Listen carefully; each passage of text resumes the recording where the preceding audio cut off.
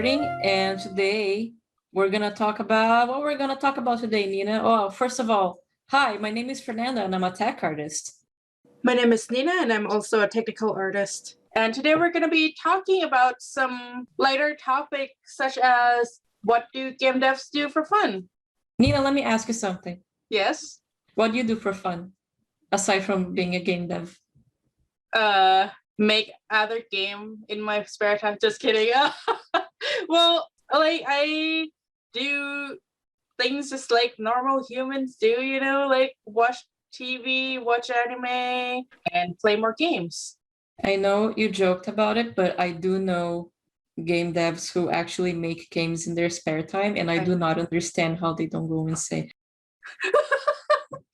You do? Yeah. Oh, I wish I had that energy. So I did start some projects with friends, and we did game jams too sometimes.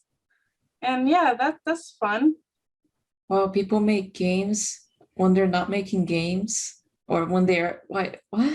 I mean, I try to make games sometimes, but I don't see it as like a hobby that I do in my free time. I do it more of like a commitment to improve so I can do better at work, if that makes sense. I see. Like, not that I don't enjoy it. It's just that, like, I don't know, I'd rather be doing other things. You know what I'm saying?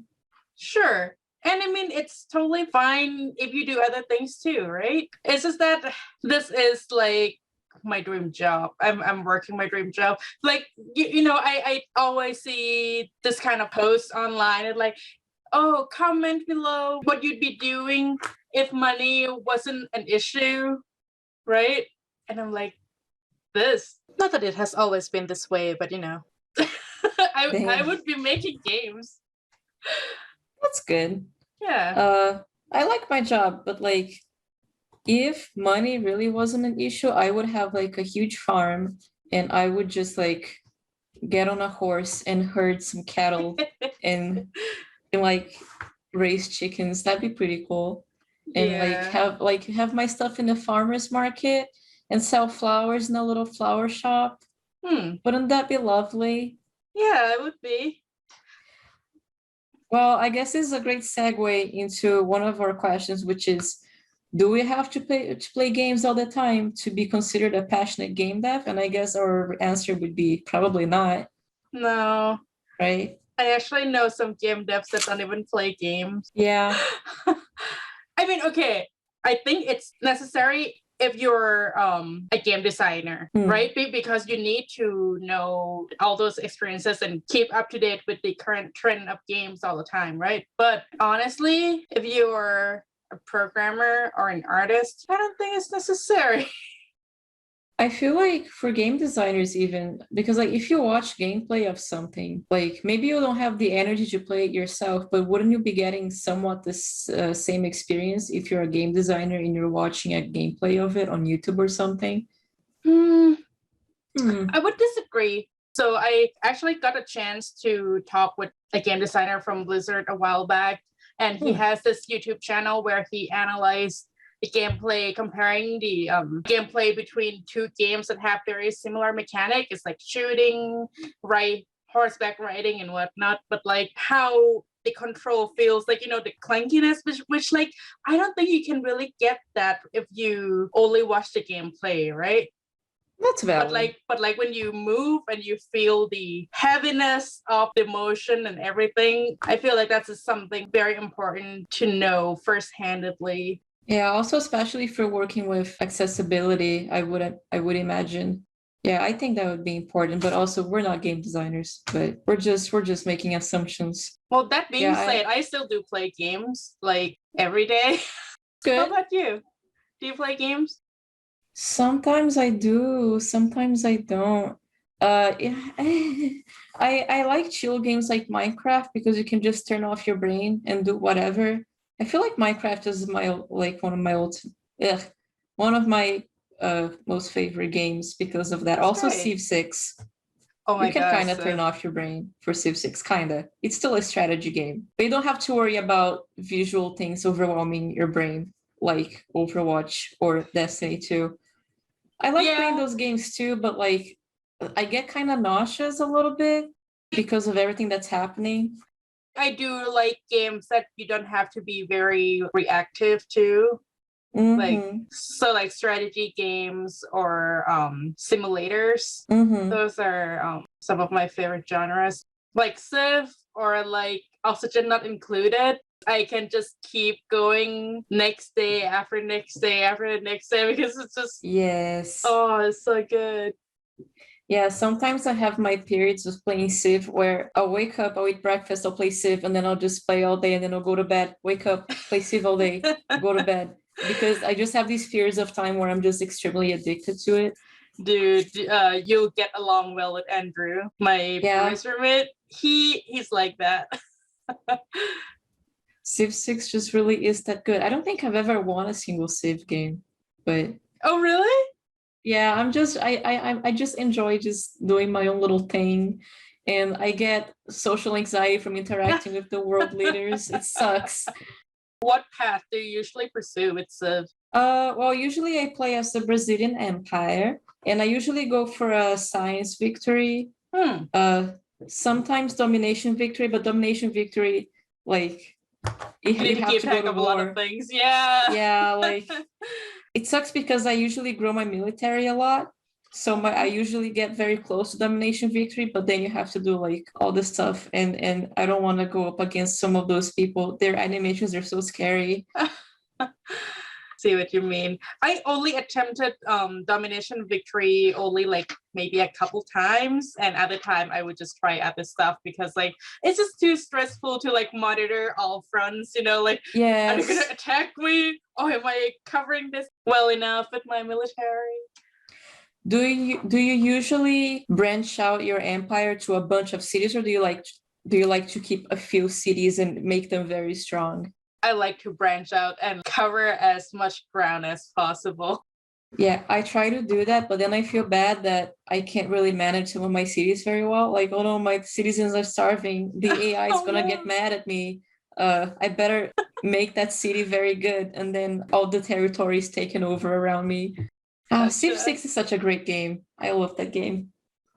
So lately, this past month, I've been really sucked into Divinity II. Do you know that game? I don't love that game. Oh my god, it's so good. So it's kind of like D&D, but digital game version. You control a group of characters, and then you go around and there will be like multiple dialogues that you can choose to interact with each person. And it's turn-based when you fight, and you can even play it multiplayer with other people. But I just play it alone. It's just such a detailed game. Like Divinity is called? Yeah, Divinity II, Original Sin. And is it on Steam? Yes. I'll see. I'll check it out. Yeah. And okay, something that blew my mind was that I randomly flirted with a character during the first chapter. And then many hours afterward, I came to a separate town. And then I ran into someone who tried to rob me. And like by running into someone, it's not like, oh, this is an event that is destined to happen, right? It's just a random woman standing off to the side. And I decided to talk to her. And turns out they knew each other. And like, it's just so well crafted. And like later you found her drunk or high in the underground drug ring or something. It's just so good. Oh, we love a well-written game. We love it. Yes. Oh, speaking of well-written game, have you played Hades? Yeah, we talked about it at some point. Did we? Yeah, we talked about it in some podcast that we did. Oh my god. I haven't finished. I started playing it, and then I got sad because I was attracted to all of the characters, and then I stopped playing it.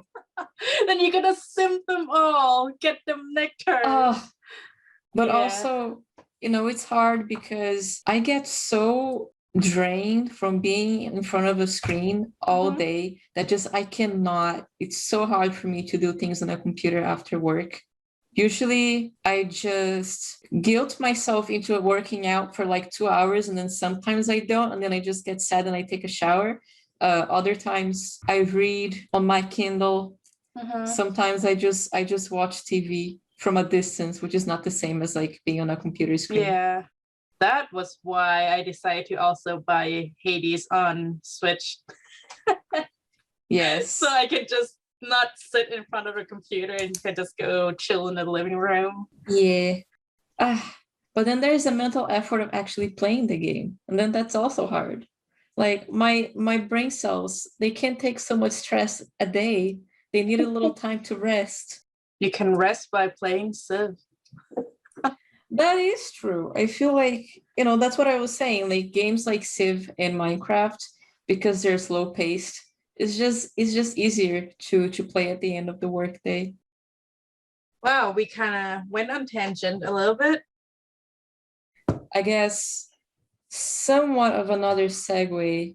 We're talking about playing games outside of work. Do you feel like most of your inspiration? Oh, I guess we're tech artists, so we're not the ones responsible for most of the inspiration in the game. But like, yeah, I don't know. Do you feel like inspiration should come mostly from other games that you play or other aspects of your life? I mean, that is not mutually exclusive, right? It can be both. That's true. Back before I was a tech artist and was still doing a lot of environment art, I think my inspiration came from my experience in life, which includes what I've seen as well as from games.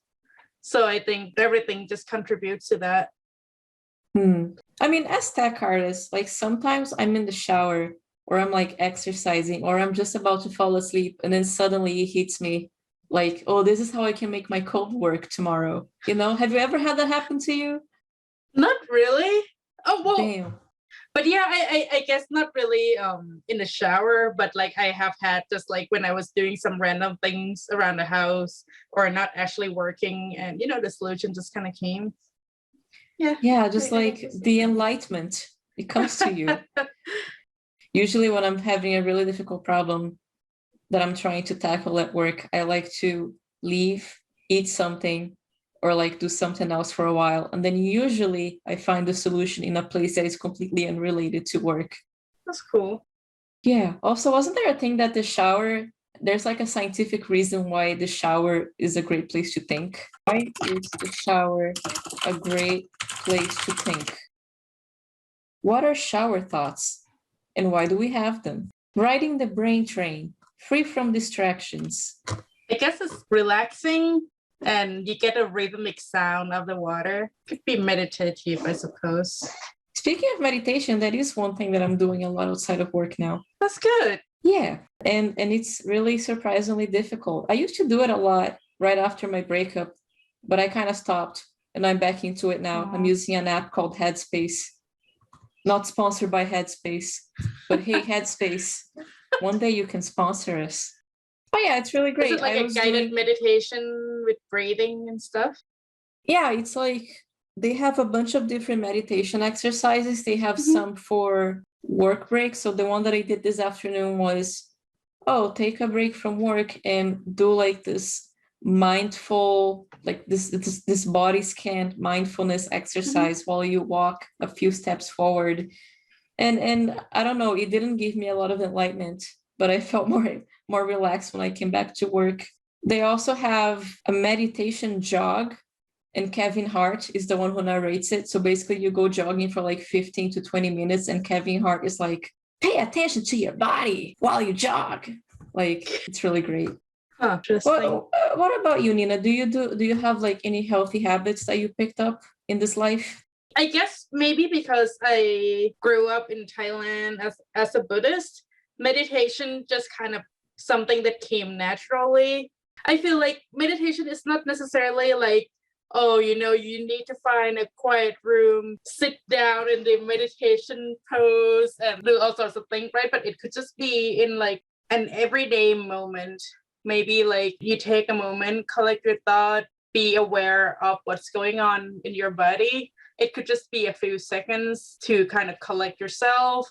Or sometimes when I get flustered, which, okay, admittedly, not all the time. Sometimes I forgot myself and I couldn't do that either.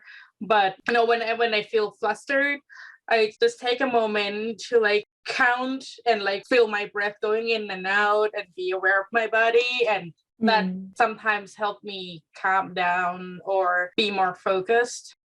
I think one of the greatest misconceptions that I had, and I think a lot of people have, is that meditation is you're supposed to like clear your mind, but that's not really, it's more like you're trying to pay attention to your thoughts and understand, like watch them from an elevated perspective. It's kind of interesting.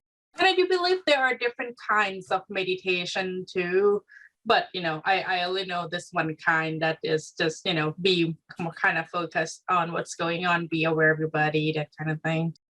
Speaking of other healthy habits, I suppose I've been enticing myself to exercise more by playing Ring Fit, which we talked about this a little bit. But yeah, it's been fun.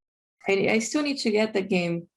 Right now, my source of games is my weights that I bought like a year ago from Amazon. Yeah, you told me about that it was like super difficult to get at the beginning of lockdown, right? Yes, and also because the company that sold them like sent them to the wrong place. So I had to wait another few weeks to receive them, even though they had already taken like 2 months to arrive. Oh, damn. Yeah, I've been really getting the gains this quarantine. And when I enter my leave of absence at work because of my Canadian work permit, I'm just gonna really, really get shredded. So what's your next goal? I've always wanted to be able to do pull-ups, but I don't have like a bar that I can train on. I have no idea where I'm at because I'm pretty sure these weights are not as heavy as the weights at the gym. So I don't know if I'd be able to actually do a pull-up now or if I got weaker because I haven't been able to exercise at the gym. Can you get those pull-up bar that you kind of fit in the hallway or like above a door or something like that? I've looked at those, but I'm afraid of breaking the door. Breaking the door, yeah. I had that thought too. Yeah, or like it's not the word. I don't want to hurt my walls, damage my walls. What else? Other than games, what else are you doing for entertainment these days? Aside from game and exercising. Oh man, no exercising included. That's kind of rough. I don't know what else I do with my life. Are you doing any hobby or watching any show? I have been drawing because of the commissions, and I feel like that kind of forces me to do art. I will do yours, I promise, one day. I also started animating recently. Back to my 2D animation. That's really cute. I kind of want to buy a lights box when I move to my new apartment, but then there's like, oh, what software do you use to scan the drawings and stuff? Not a huge fan of animating digitally, to be honest. Doesn't feel the same. Yeah, I think it's more fun to animate on paper, but it also takes up space and resource. And then you have to pay money on paper and also a scanner. And once you scan it, you need to make sure it lines up. Yeah, I don't know. I don't want to use Toon Boom Harmony if that's what they still use these days. No, there's another program that's more advanced that they use at DigiPen too. Gosh, what's this called? Wait, or was it? Never mind. That was Toon Boom. I was thinking about Flipbook. That was awful. Huh. What was Flipbook used for? I don't remember. Like Toon Boom has more functionalities, like coloring and everything, right? But Flipbook was just basically just scanning, lining things up, and just plays it. Oh yeah, that one was like the super bare bones one. Yeah. That made your drawings look awful. And like you would have to use the webcam to take photos of your animation. Oh, that was so bad. Oh man. Well, speaking of that college life, do you feel like you still play the same amount of games as you did back then, or do you play less or like more? More? Yeah, when I was going to DigiPen, I barely played any games while I was going there. Like, damn. I was just staying at school all day working, and like I may play something during the summer, but not really because I always did a summer job and I would be volunteering on some sort of game teams during the summer. That's interesting. I feel like I'm completely the opposite because when I was young and my brain had more neuroplasticity, I feel like I was able to play games like Overwatch and like Destiny and be able to not feel completely overwhelmed by the visuals of it. And I guess my brain's just old. Well, you're older than me. You don't have that problem. Yeah, I'm almost 30. Oh man, why are we talking about age? I guess maybe because I never play those kind of games anyway, because I can't play FPS. It makes me nauseous. Yeah. Or even non FPS, but some games with dynamic camera, like most other third-person games. So that may be why I am still like playing games and playing even more. Yeah, I feel like I don't play as many games, but I feel like I'm a lot more aware of what's going on in the industry in terms of what games are being released, even if I don't play them, like Resident Evil Village. The one where it's like Evil Lady 7, but it spells Village. Yes, yeah, big, tall vampire lady. I probably will never play the game, but I know that it's out there. Yeah. Oh, the whole internet knows that game is out there because of the tall vampire lady. So, you know what I mean? Like, I know things now. I know about things. I mean, did you not know about things back in Digipen? I feel like not as much. Also, I guess I was mostly comparing to before Digipen when I was in my homeland. Oh, yeah. Brazil. Yeah, absolutely. Absolutely no knowledge. I mean, I didn't even know E3 was a thing before Digipen. I found out about Kid Icarus Uprising somehow. I guess I knew about Nintendo Direct, but not E3. So, we were talking about traditional 2D animation for a bit. Yeah. Okay, for some reason, this past, I would say, couple months, suddenly my channel on YouTube, where I uploaded all those 2D animation and some current portfolio, it just suddenly blew up. Damn, I'm a little jealous. And what made me feel kind of guilty was that I'm not uploading regularly, right? I know. I upload regularly and I don't get as many subscribers as you. I only I uploaded my VFX reel, I uploaded some portfolio works there, but then suddenly all the 2D animations right now, oh my god, it has 84K views now. Oh god, I wish that were me. How? Like 4 years later. I mean, that kind of stuff is cool, like 2D animation, VFX animation, that's really cool. I feel like, didn't that start like somewhat after we started the podcast or something? Yeah, it did. Damn. And my subscriber initially was like about 100, 200.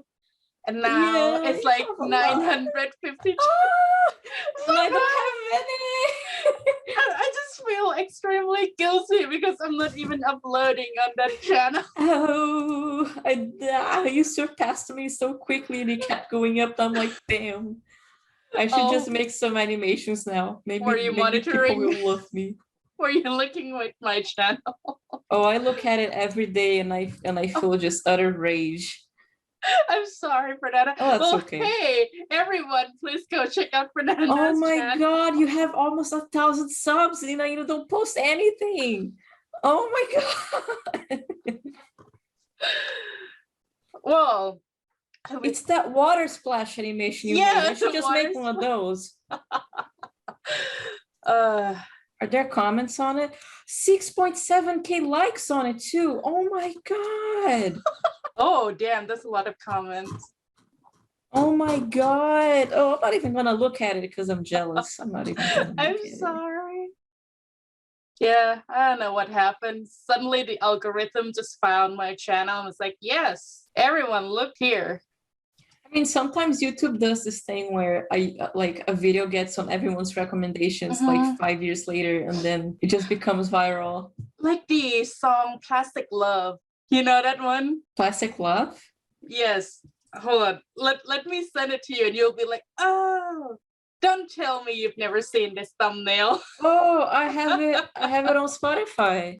Yeah, there's a video that went into analyzing this. It's like, yeah, suddenly YouTube algorithm just decided to promote this super, super old song and just recommended it to everybody. Like, before I clicked on that song, it was recommending it to me every day for like 2 weeks. Goodness. Finally, I just gave in. I just have to pray to the YouTube algorithm gods. And just, hey, just one little tutorial on my channel, please. I'm sure everybody wants to learn how to rig a French press. Please. Ooh, are you rig a French press? Yeah, I made a tutorial on how to rig a coffee French press like a year ago. And that's the one that has 2K views. Nothing compared to your 80K views. I'm sorry. Okay, I think I feel like we've been off topic so much. Okay, I feel like it's okay. It's a conversation to derail. You know what I'm saying? I mean, our hobbies. What are our hobbies? I exercise like a freak and I eat. And you play League of Legends. Do I? Don't you? No. You don't play League of Legends? I thought you were super into League of Legends. I'm super into their music, their characters, and their lore. I mean, I did play a little bit in college, but like I got yelled at because of how scrappy I was. So I stopped playing and I haven't picked it up since like junior year. See, that's another reason why I don't play games as much, is because a lot of these children, like, I can't have fun in multiplayer games because I'm bad at them. And these kids kill me in like 10 seconds. Like when I play Destiny with my friends, like I'm just a burden. I'm just a dead weight on their team. I want a game where I can suck at it. Honestly, I would still be okay if I get killed quickly. If not, I just want people to be chill about it. The gamers though. I get upset when I get killed too quickly. Like you can't enjoy the game if you have to respawn every 10 seconds because you get killed every 10 seconds. Right, but I mean, like, you know, if you keep going at it, you might eventually get better, blah, blah, blah. But like... Oh, not me, mama. Not me. Like, no, I don't get better at things. I just start them at a level and I just stay on that level. Well, at least you can still play shooting games. And I'm jealous of you for that. I guess I can, but I still don't. I just play Minecraft and Civ 6. Fair enough. Well, I guess that's all we wanted to talk about. That's a wrap. That's a wrap. All right, people, go check out Fernanda's. No, wait, no, we have to ask them. We have to ask them. Yes. Viewers, what are you a game dev? What do you like to do in your free time, viewers? Tell us. Yeah, ring us, call us, leave a fax or something. And even if you're not a game dev, you know, it's nice to know what people do for fun. I haven't been around a lot of people in a long time, and I would love some amount of social interaction. Sure. Oh my God, over a year if you're now, just listening. Right? Yeah, I mean, I live by myself. I guess I was helping my friend in LA. But that doesn't count. I'm still lacking social interaction. So sure, post some comments so I can respond to them and I can get my daily dosage of social interaction so I don't go insane. Well, thank you for listening.